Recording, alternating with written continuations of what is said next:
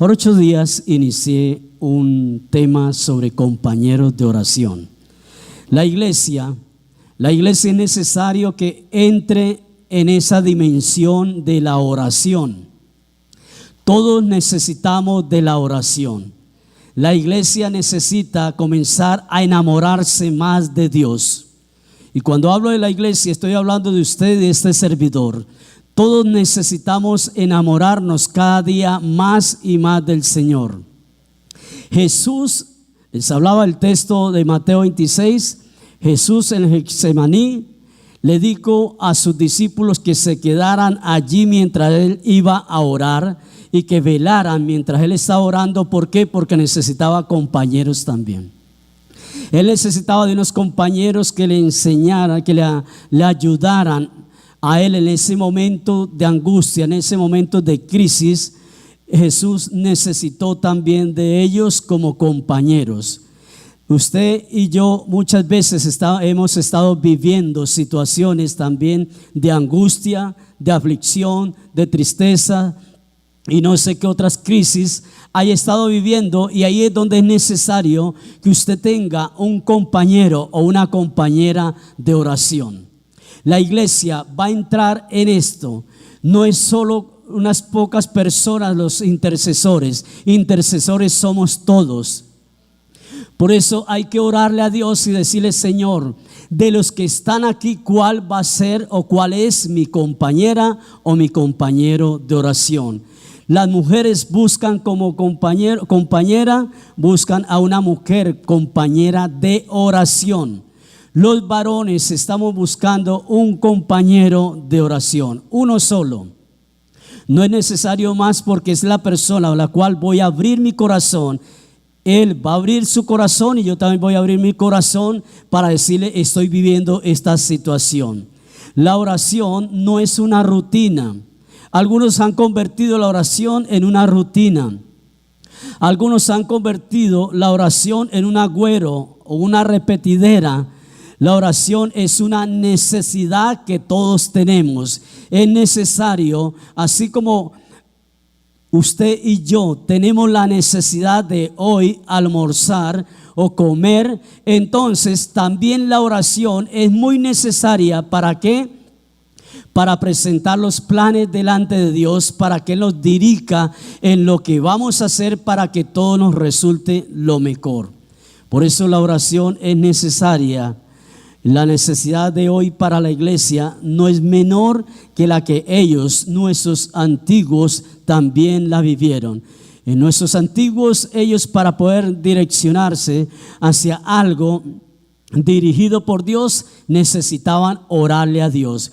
Para escoger quién formara la otra parte de los discípulos, oraron y ayunaron para que Dios les mostrara quién era la persona que tenía que estar allí.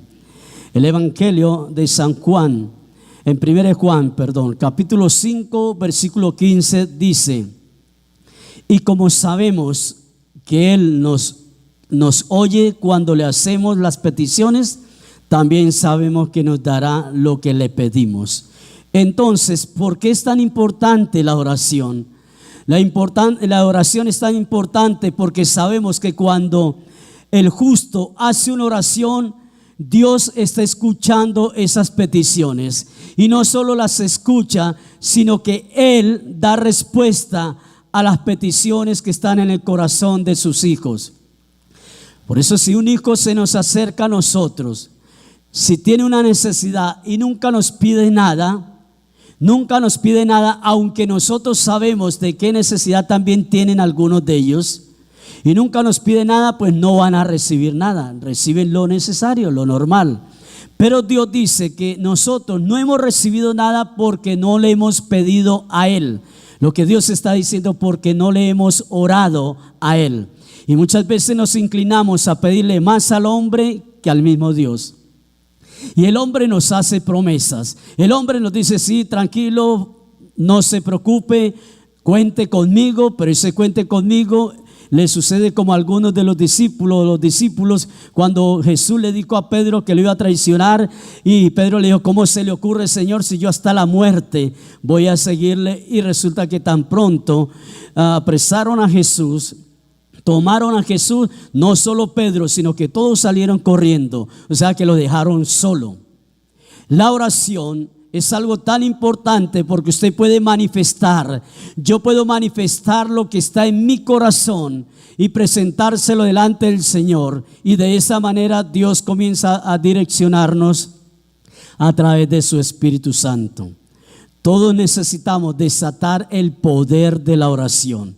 Usted tiene poder en su lengua, yo también tengo poder, o para matar o para destruir, como también tengo poder para edificar y para bendecir.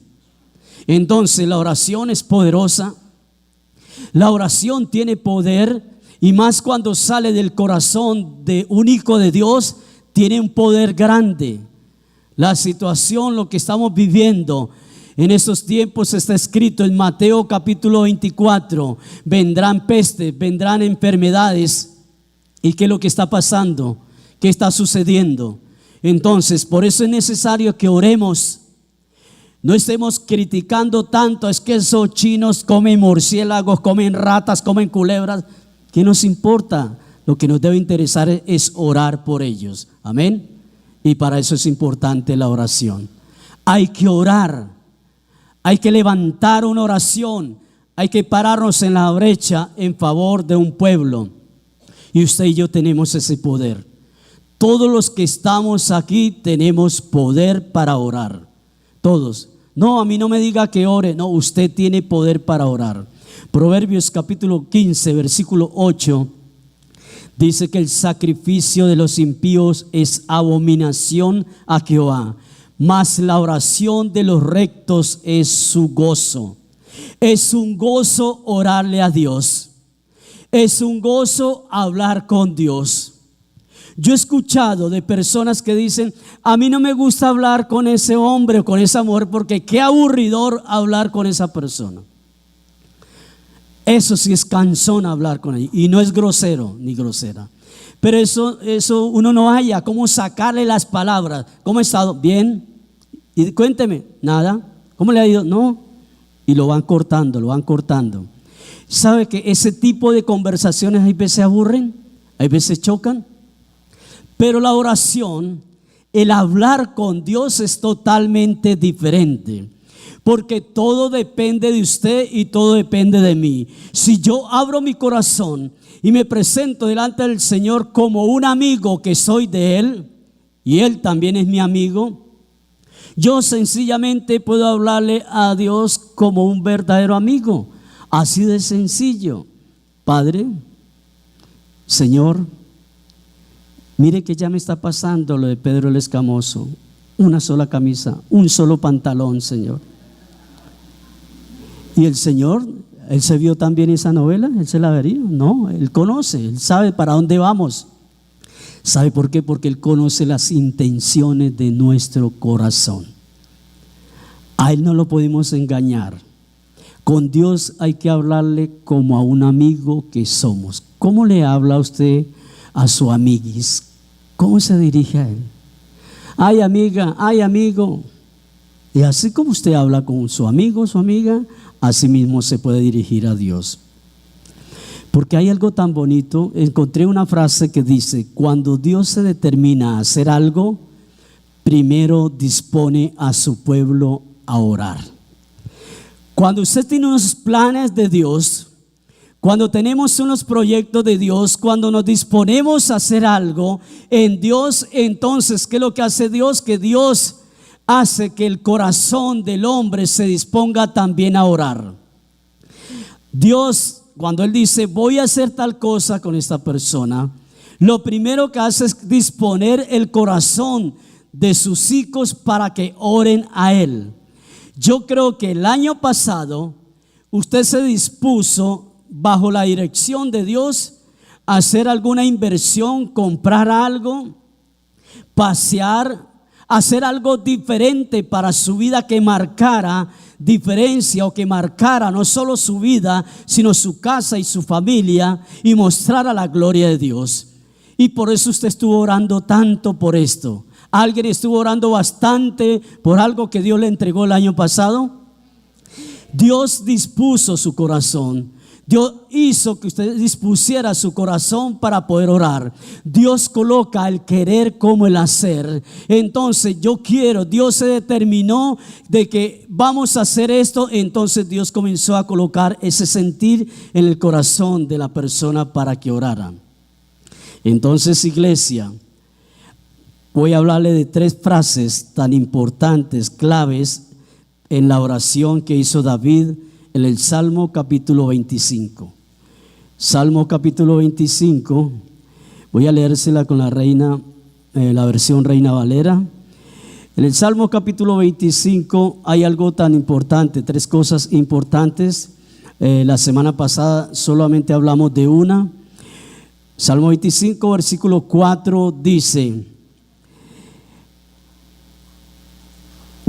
muéstrame, oh Jehová, tus caminos, enséñame tus sendas, encamíname en tu verdad y enséñame, porque tú eres el Dios de mi salvación, en ti he esperado todo el día.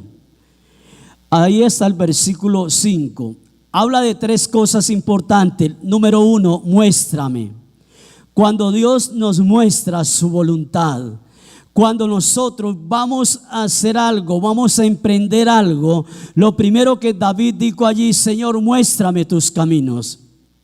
Lo que Moisés le dijo a Dios: muéstrame tus caminos.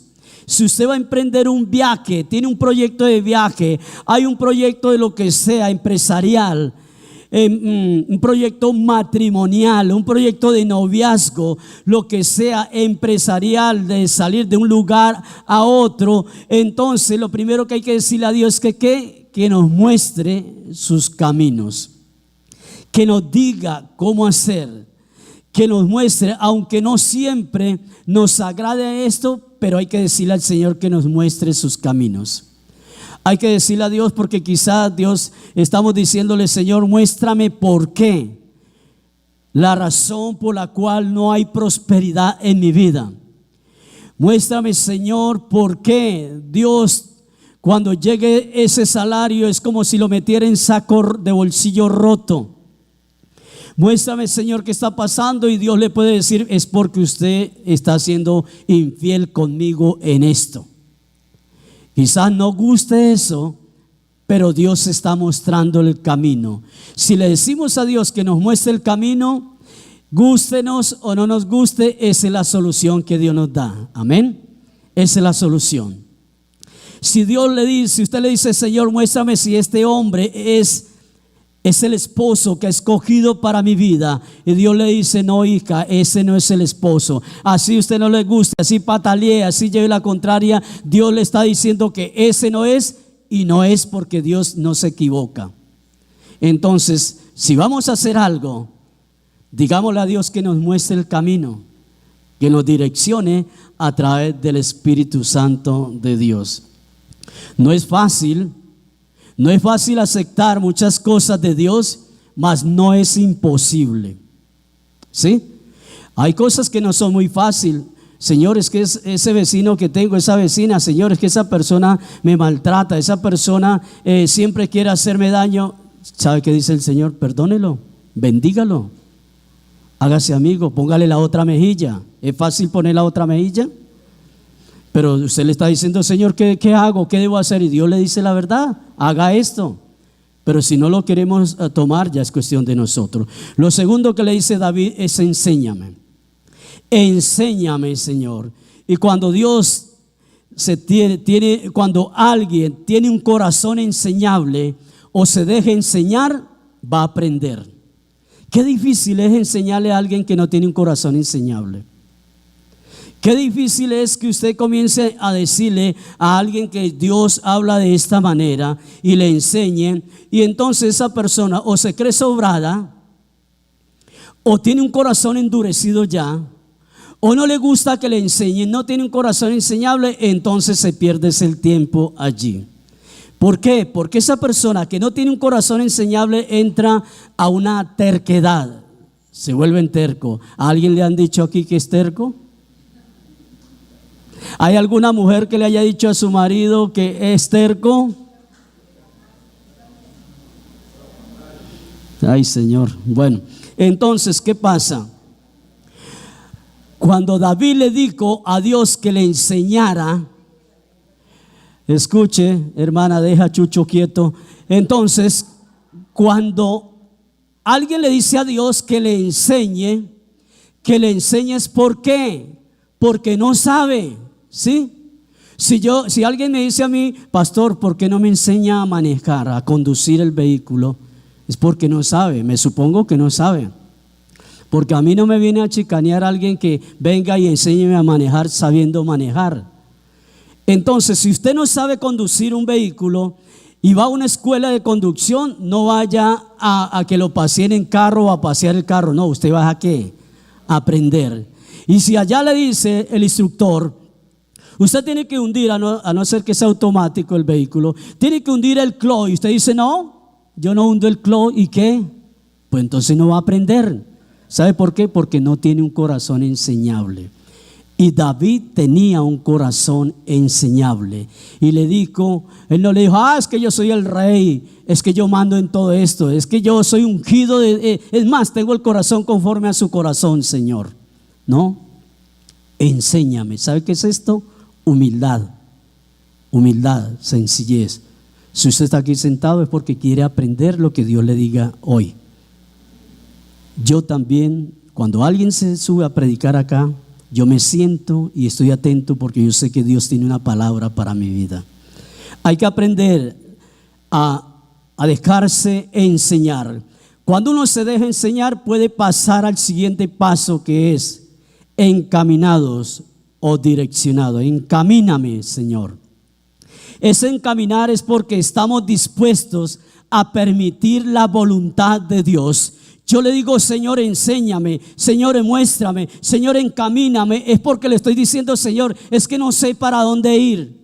Es que yo no sé, en este momento no sé si esta es mi izquierda o si esta es mi derecha, Señor. Es porque yo necesito que me muestre, yo necesito que me enseñe para estar bajo tu voluntad.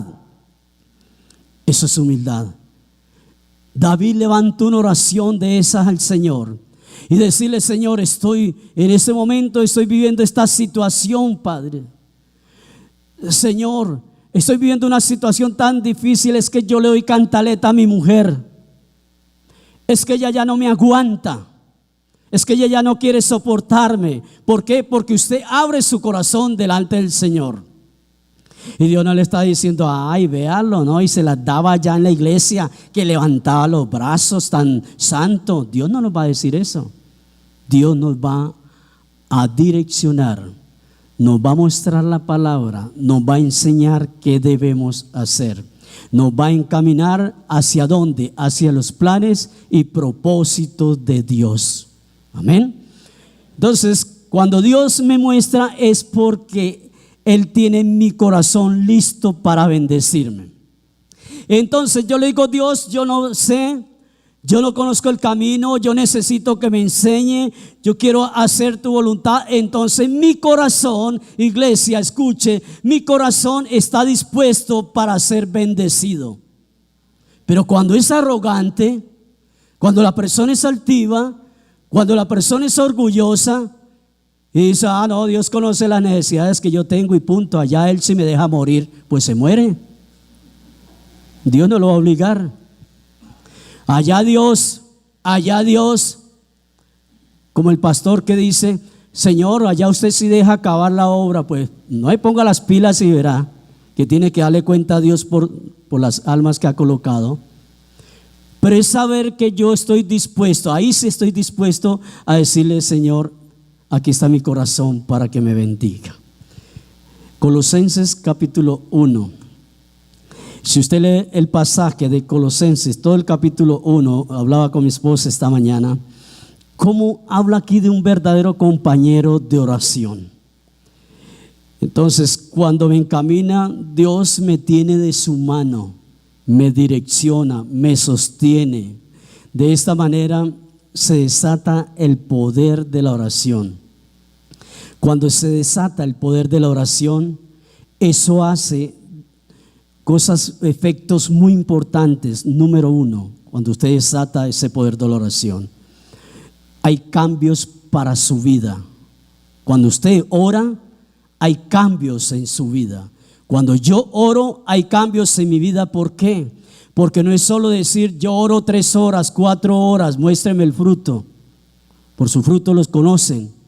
Entonces, yo no necesito decirle a nadie, como le decía hace 8 días, que yo oro tanto. Dios sabe cuál es mi intimidad que tengo con Él. Hay cambios en mi vida. Número 1, cuando oro. Número 2, cambia mi entorno, las personas que están a mi alrededor. Cuando oramos, dejamos de estar diciendo: Señor, ¿por qué no cambia la forma de ser de mi marido? Señor, ¿por qué no cambia la forma de ser de mis hijos, de mi mujer? Señor, ¿por qué no lleva esa vieja que vive aquí enseguida, mi vecina, llévesela lejos de acá? Porque me tiene cansado cada vez que salgo.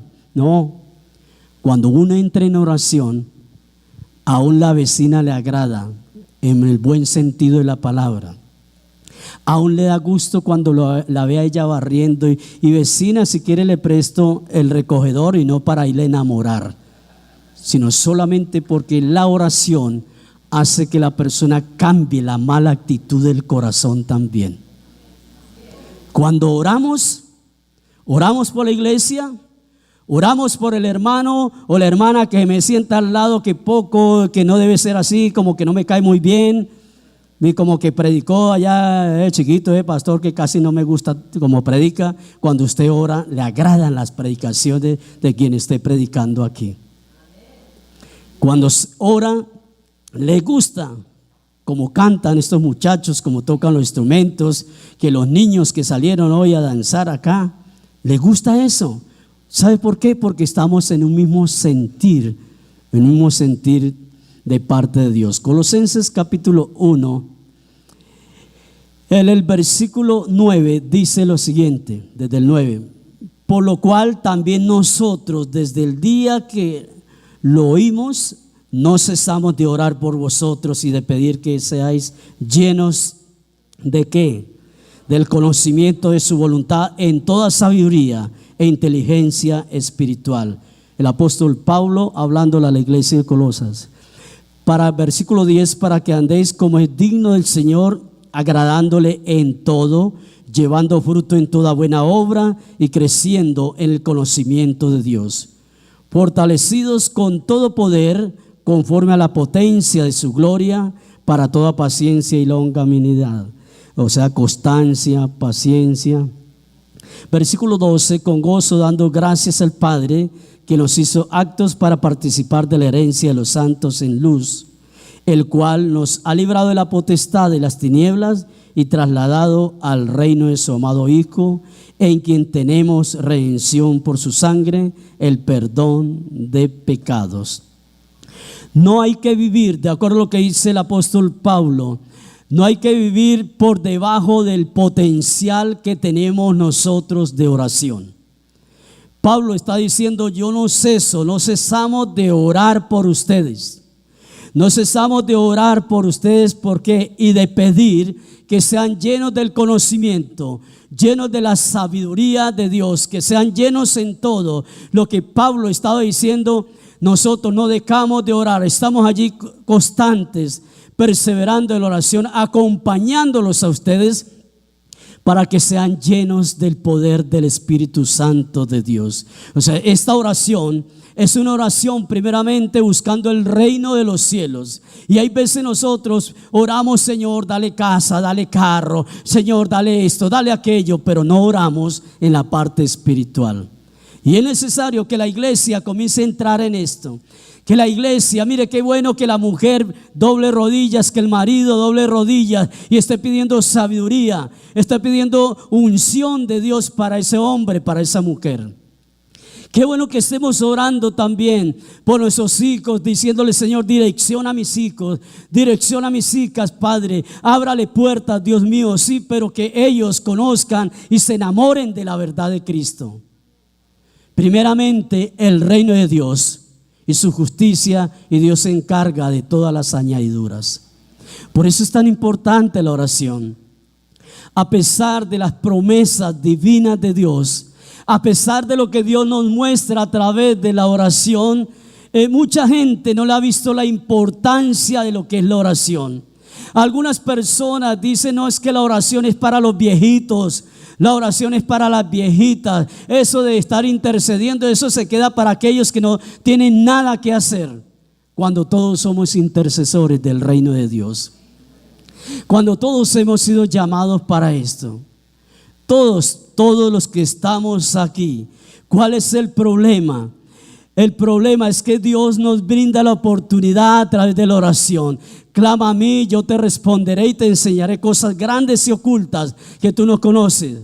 El Señor dice: pida y yo le voy a dar. Pero ¿cuál es el problema?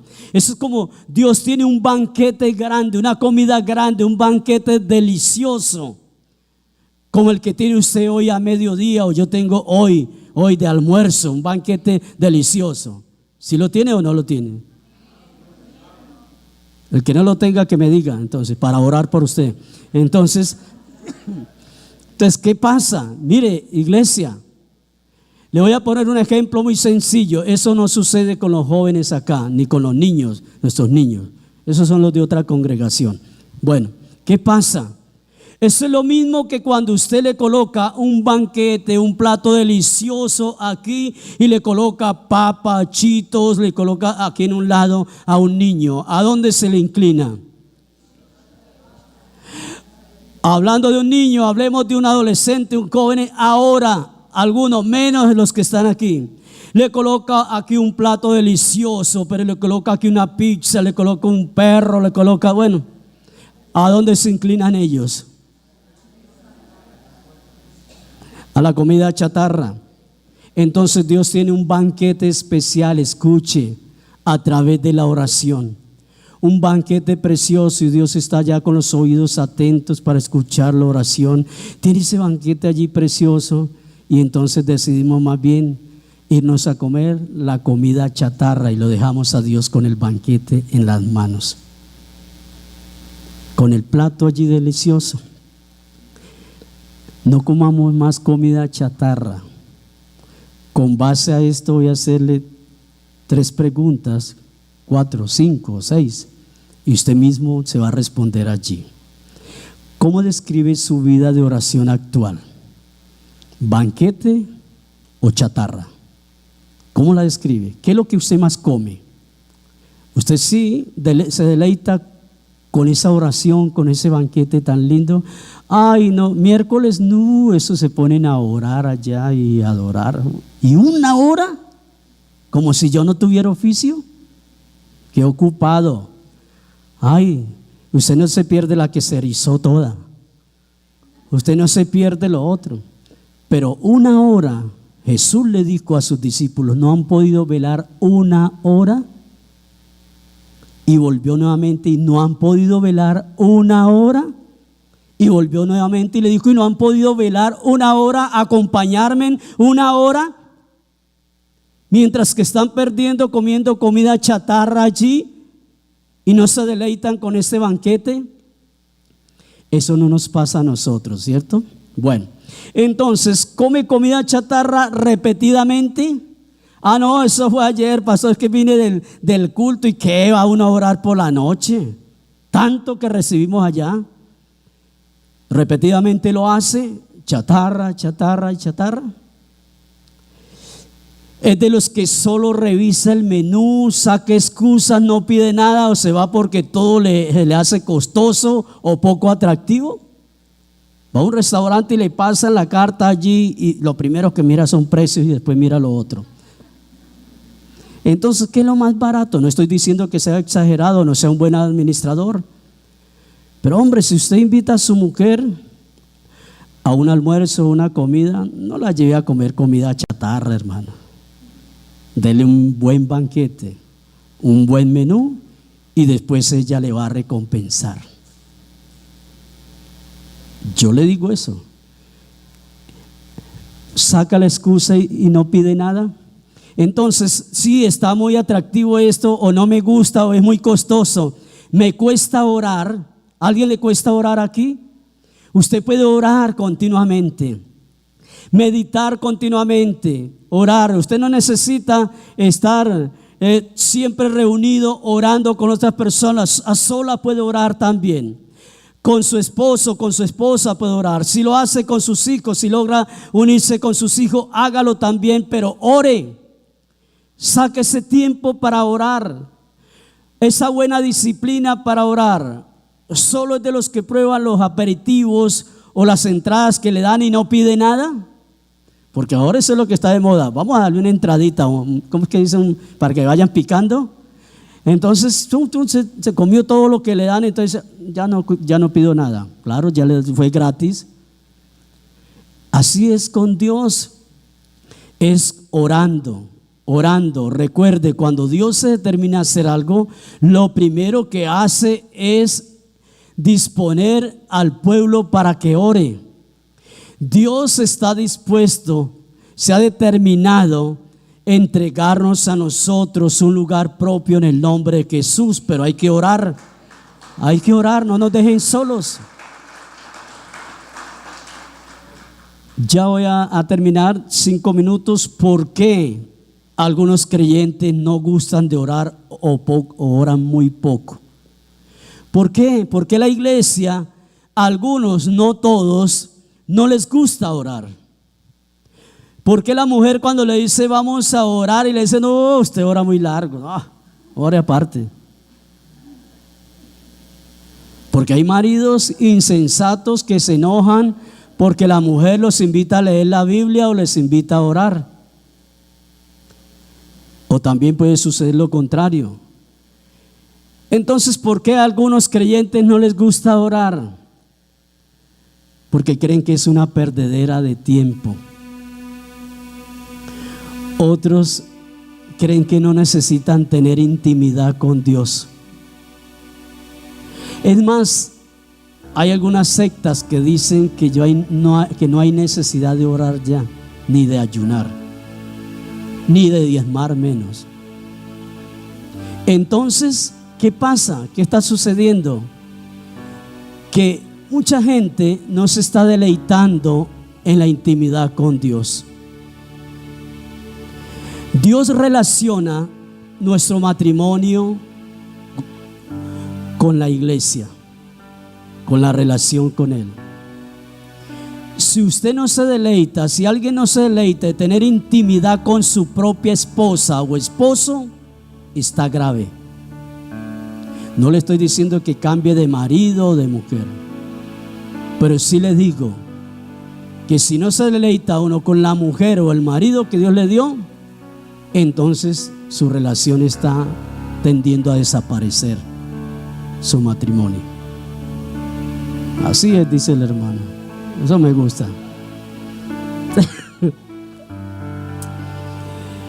Ay, Señor. Bueno, hermano, me hizo desconcentrar. ¿Qué es lo que pasa, hermano? ¿Qué sucede con la iglesia? ¿Por qué no nos gusta tener intimidad con el Padre? ¿Por qué estamos descuidando la oración?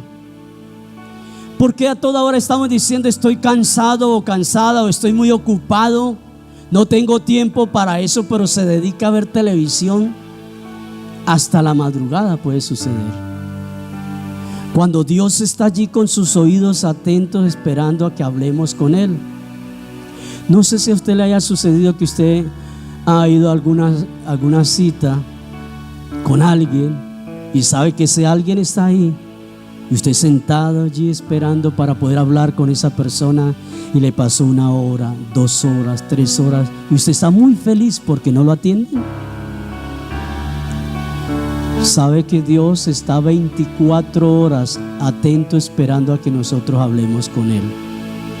Y que no le pidamos más al hombre, que le pidamos a Dios, que Dios toque el corazón del hombre.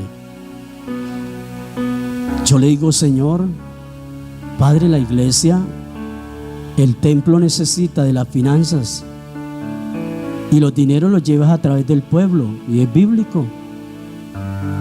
Entonces toca el corazón del pueblo, de la iglesia, para que ellos bendigan la casa de Dios, porque Dios sabe hacia dónde van los dineros que llegan aquí.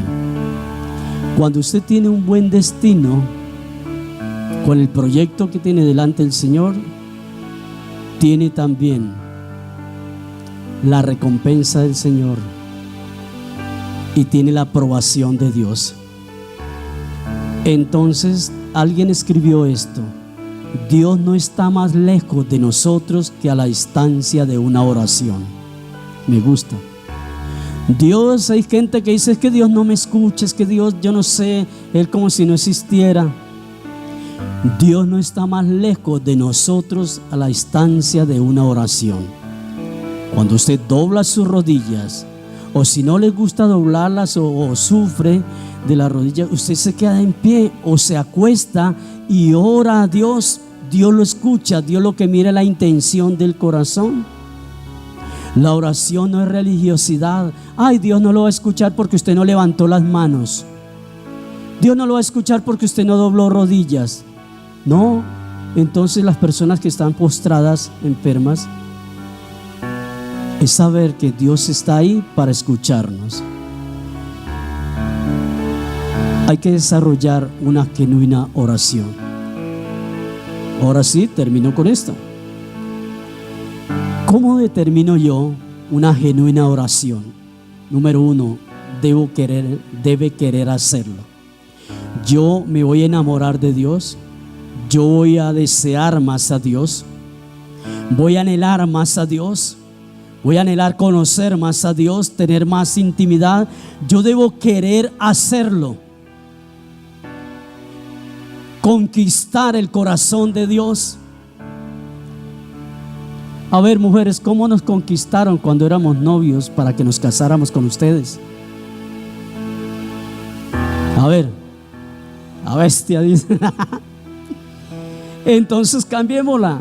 ¿Cómo conquistamos la mujer para que lograr convencerla que se casara con nosotros? Recuerde eso. Yo me acuerdo muy bien. Pero es saber que si hubo una perseverancia allí, que si hubo detalles, que si era una persona atenta, que si era una persona pendiente y que salía de su corazón unas palabras hermosas que hacían sentir a esa mujer y la llevaba a la luna por todos lados y decía: este es el hombre. Sabe que con Dios hay que perseverar, enamorarse de Dios, querer hacerlo. Yo quiero conquistar más el corazón de Dios. Lo segundo es que debería ser lo primero, orar al Espíritu Santo para que nos dirija en lo que vamos a hacer. Tome lo que Dios le ha dicho que debe tomar. Coloque sobre sus pies y vamos a orar.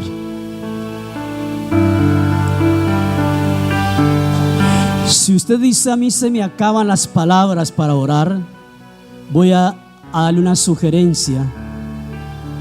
Tome un papel, haga un listado del por qué va a orar, cuáles son los motivos de la oración, y usted coja uno por uno y persevere en esto. Número uno, tiene que ser mi relación con Dios. Número dos, mi relación con mi esposa, con mis hijos. Número tres, mi relación con mi familia para que haya unidad. 4, ministerialmente debemos pedirle al Señor. Y 5, finanzas, que las finanzas no tienen que estar por allá arriba de Dios, porque Dios se encarga de ellas. Pastor, entonces no oro por la empresa. Ore por la empresa. Pastor, entonces no oro por mis finanzas. Hay que orar por las finanzas también y ser un buen administrador. Convierta la oración en algo formal. Convirtamos eso. Iglesia, siempre yo le recalco esto a todos los que están formando, los que están sirviendo en la casa de Dios. Le digo: consíganse en un compañero, una compañera de oración. Por 8 días les dije: yo ya tengo mi compañero de oración. Y yo creo que ha estado orando todos estos días, me imagino, si no se mete en problemas con Dios. Y está escuchándome. Y yo también estoy orando, porque ese es un compromiso delante del Señor. Consiga a alguien que le apoye, que le respalde, que le anime, alguien que pueda escucharlo a usted. Y vamos a orarle a Dios. Vamos a orar en esta mañana, darle gracias a Dios. Que el Espíritu Santo de Dios en esta mañana, nuestro mejor compañero, Él de oración, nos guíe a la verdad, nos guíe, nos enseñe cómo orar como conviene. Espíritu Santo, aquí hay un pueblo, Señor, que ha escuchado este mensaje. Hay un pueblo que anhela tener más intimidad contigo, Señor. Todos necesitamos, es necesario poder hablar continuamente contigo, Señor.